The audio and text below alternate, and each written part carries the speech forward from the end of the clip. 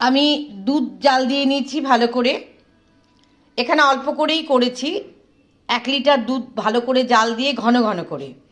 তার মধ্যে কিছুটা মাখা সন্দেশ দিয়ে দিয়েছি এবং সাথে আমি গোবিন্দভোগ চাল ভালো করে ধুয়ে এর মধ্যে দিয়ে দিয়েছি।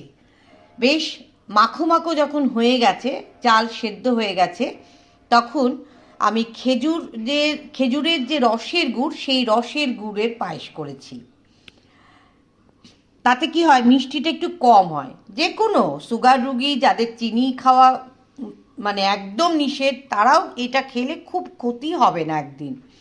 এবং নামানোর পর খুব অল্প কিশমিশ, মানে ভীষণ অল্প, খুবই অল্প দিয়ে মাখা সন্দেশ দিয়ে এরকম করে দিয়েছি। এতে কি হয়, পায়েসটা খেতে ক্ষীরের মতন হয়। করে দেখতে পারেন। এবার যদি মনে করেন, আমি 100 মাখা সন্দেশ দিয়েছি 1 লিটার দুধের সাথে, আর 100 গ্রাম গোবিন্দভোগ চাল দিয়েছি।